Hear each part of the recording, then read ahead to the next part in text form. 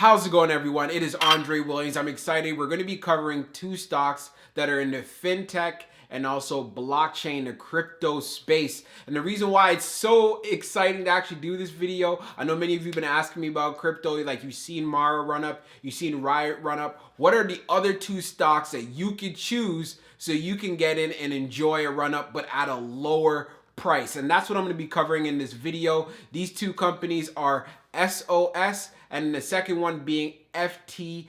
You might recognize FTFT from Chris saying, he mentioned it saying that, you know what, you need to pick it up when it's in the $4 area. And again, it ended up exploding. So I'm going to be doing the technical analysis on both of these stocks. So I'll be talking to you guys soon right afterwards. All right, so we're going to be going over the chart for SOS. And I must say, look at this chart. So all I got to say is blockchain, crypto. I'm doing this video for anyone who wants to get in on a stock that is a better price than that you see with Mara and with Riot. You want to get in somewhere where, you know what, I want to ride the wave up, just like what happened with those two particular stocks. And I understand that, all right?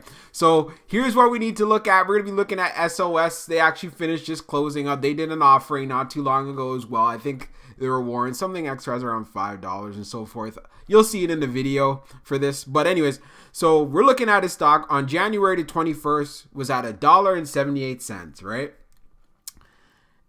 And here we are on February the 11th, this past week, ends up, again, not many people would actually get this order, but let's just say at $7.71, ended up running all the way up to that. Can you believe that? So from the 21st, that's not even a month, you would have been up huge. Like huge, you would have been up. So what has been going on with this stock? Like I said, it has actually gotten into the crypto blockchain space. It wants to start mining Bitcoin and so forth. And you know what? Like a lot of companies are getting in on this. And you know what? Like, honestly, they're opportunists, right? And the thing is, the good thing about it is it gives us an opportunity where we can make some money, right? So let's look at the chart here. So as you guys know, I'm not like one of those other YouTube channels where there'll be a ton of lines and making the chart look all confusing. I do understand why they do it, and I do respect why they do it. I do that as well on my own time.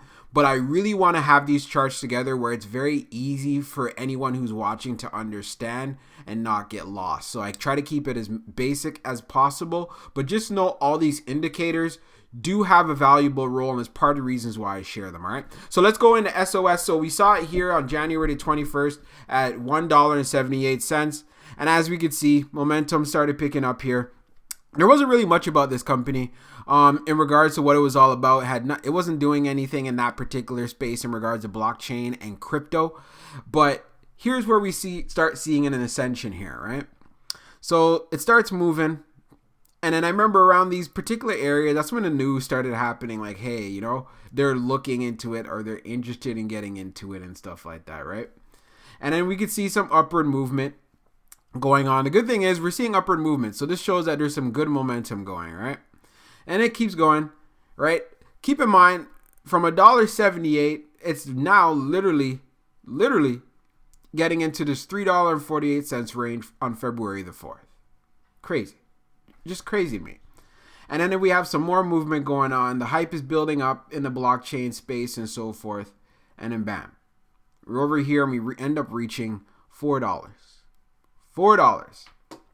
Then we have a little bit of consolidation, but we're still moving upwards, right? And then here. So you have a huge sell-off right here. But then look at the recovery.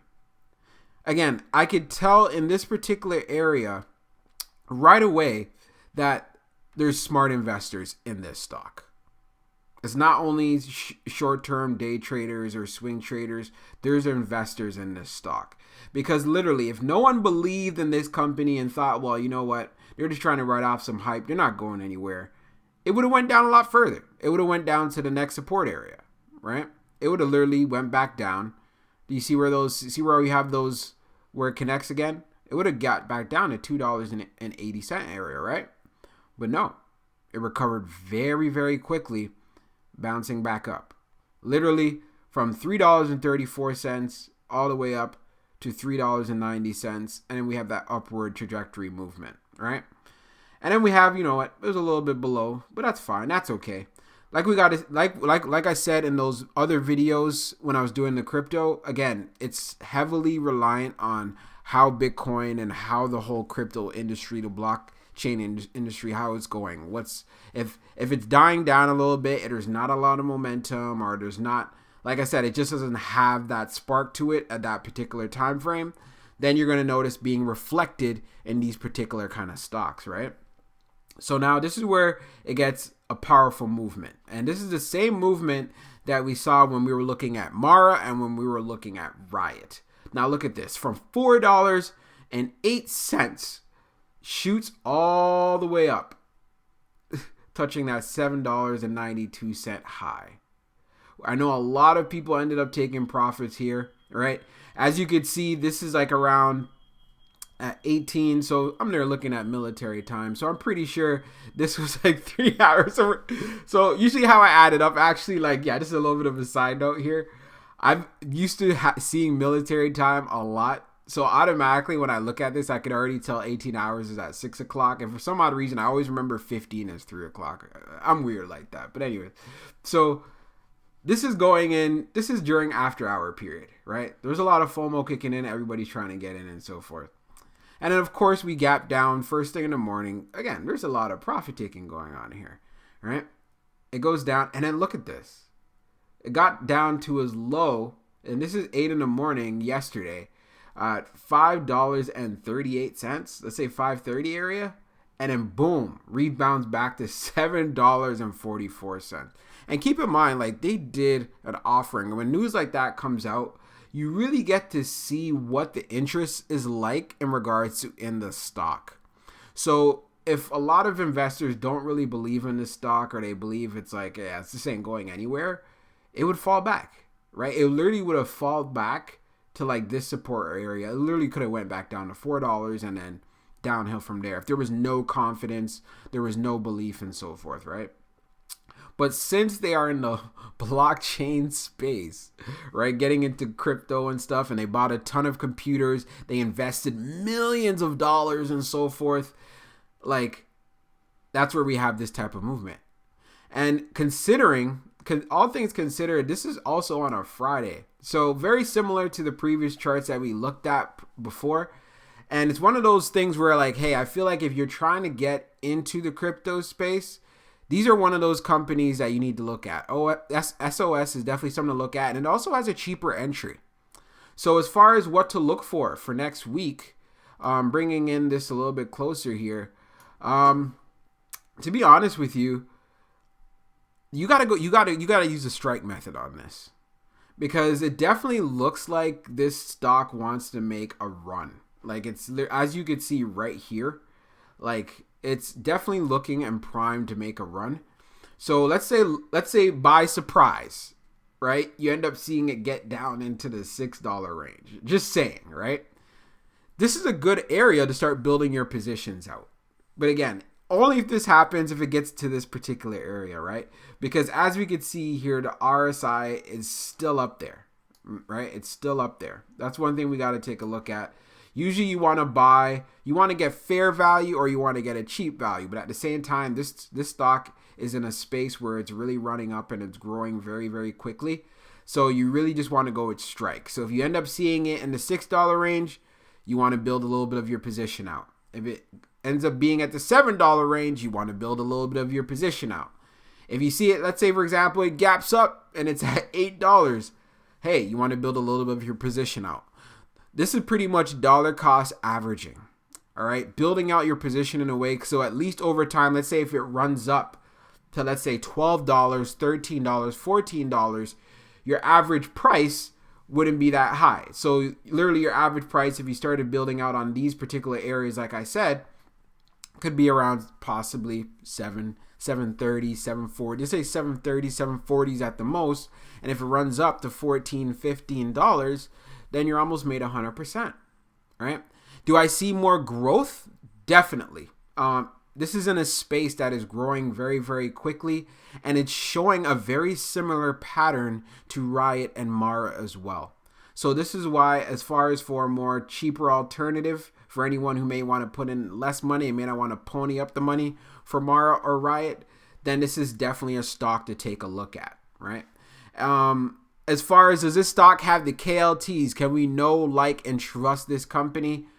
Me personally, not really. And just for the fact that I've seen Mara, I've seen Riot, we've seen, hey, you know what? They've been able to do very well throughout this whole entire thing, and they've ran up a lot. So, and they've really established themselves. SOS is still in the phase of proving themselves. They've invested heavily and so forth. But we also got to know there's some risk associated with this, right? But at the same time, I could definitely see where the upside is. And just making sure you have the right risk management strategies in place, I think you should be fine. All right. So again, it'll be interesting to really look for a gap down. If we can get it here in that $6 range, that would be great. And then play patient. If it looks like it's still trending downwards, then we know, at least, I'm not saying this is going to happen here, but if you end up seeing $4, $4.50, like these particular areas, this is a great way to actually bring your average cost down as well if you ended up buying in any of these top areas. But I'm really seeing a gap up happening. I would not be surprised if we see, like, a month from now, this stock is at $10. I would not be surprised. I'm telling you guys, I just would not be surprised. The company might do some more offerings. So like I said, it wasn't worth that much not too long ago. So they might end up doing some more offerings and so forth going forward. But again, as far as on track for this year, and if Bitcoin keeps growing and so forth, this could definitely, by the end of the year, be close to being a $20 stock. Again, this is assuming everything in crypto is still moving the way it's moving, all right? And can it pass $20? Most definitely. We've seen what's been going on. All right, I'll be talking to you guys soon. FTFT, Future Fintech Group. So this is the technical analysis that we're going to be looking at. We're going to be taking a look at the chart and so forth. And all I have to say is this is one of the plays I remember Chris Sane talked about, and kind of what kind of ringed my ear about it. And I remember he was saying, hey, grab this in the $4 range. So what happened here, they ended up doing an offering, right? Because it was literally running up. Again, this is a company in the blockchain space, right? So it ran up and it said, oh, we're going to take this opportunity and we're going to put some money into the company so we can grow this company. And as you can see, it just went on a downward trend. So from January the 14th, all the way got to $4. And let's just call, $4 right here. Like, what a downtrend from $8.09. Like, that's half. Anyone who is invested here at the top, my hat's off to you, because that's more than half gone. I know this must have triggered a ton of stop losses, especially when you see this red line here and so forth. Like, definitely just started trending downwards, had a little bit of some momentum here, and it just went down. And I remember Chris was saying, hey, if you can get this somewhere in this range of $4, then you be straight. And definitely, because if you got in this $4 range right here, then you would have definitely doubled your money. All right. So now let's go and talk about it. As we can see, and we look at the RSI here, we already know RSI is at 29. So what do we say? So if it's at 30 or below, it is oversold, right? That means this company, if you're interested in it, this is the time where you want to buy. This is where you start building out your position. And especially since this company is in the fintech space and there's a lot of hype and there's a lot of momentum there, this was a definite area to actually pick up your shares. And if you were hesitating, I don't know why. So as we can see from the RSI, it tells us, hey, this is where we need to get in, right? And then we have a strong move up. Boom. Ends up going to $6, right? So just taking a look at this, like, it's just insane on that gap up. So we have that gap up there. And we got to understand there's also a lot of short sellers, right? A lot of people who are short in the stock don't want to see this stock move at all. They doubt this company. So we have a lot of times in these areas, shorts are like, hey, oh, we need to cover it. Because, like I said, I'm pretty sure there was a lot of shorting here, right at the top, right? And this is on January, around January the 14th, right? January the 14th. And if they're still holding their shorts, now we're at January the 28th, right? And we're moving up. And then ending off the day there, look at that.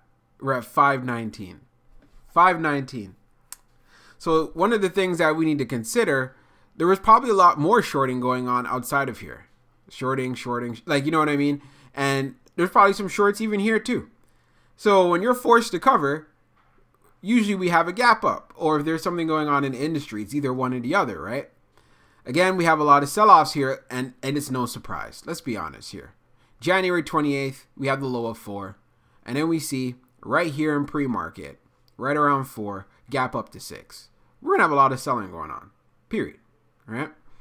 And then, as you can see, we see some consolidation, right? We see some consolidation going on here. And the range that we're looking at is around, low 5s down to 475, right?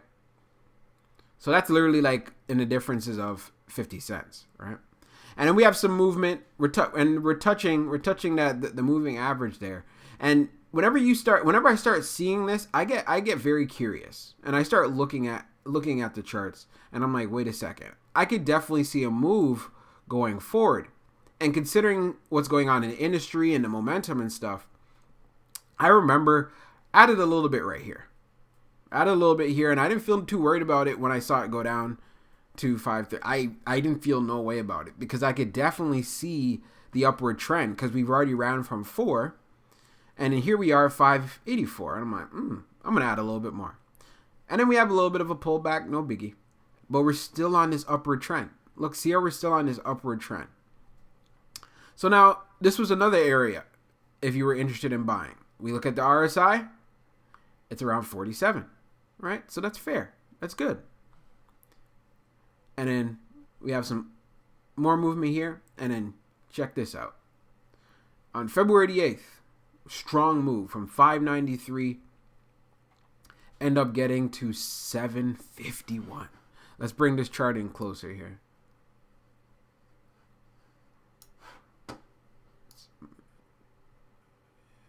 All right. Perfect. That's what I wanted set up there. And let's change this over to the 1 hour. All right. Let's bring that in close. All right. So as we could see here, look at this. We have a big time sell-off. Again, stock moves quite a bit. We got people taking profits. Especially if you may have been in this area here around 585. You're going to be taking some profits. That's $2. Like I said, there's going to be a lot of traders that are in this stock. A lot of institutions. There's going to be a lot of bidding and so forth. It's going to drive the price down. But look, we still stay above the bottom moving average line there. And look at this. Look at the consolidation area. Consolidation area at $6.42. So this is where we see we have some support here. And then we could see we have some resistance here at around 750. So if you were in this area, let's say, for example, you bought in this area because it wasn't a bad idea either because we could see the RSI is at 43. There's a big movement that's coming. Fintech is booming, blockchain, everything in crypto is going, right? And then boom, we make some contact with the moving average. And then we come back down and then look at this. Consolidation right back to 650. So as you heard from the term that I usually say, rising tides float all boats. That's why when we look at FTFT and then we looked at SOS, look what happens here. Boom, strong move.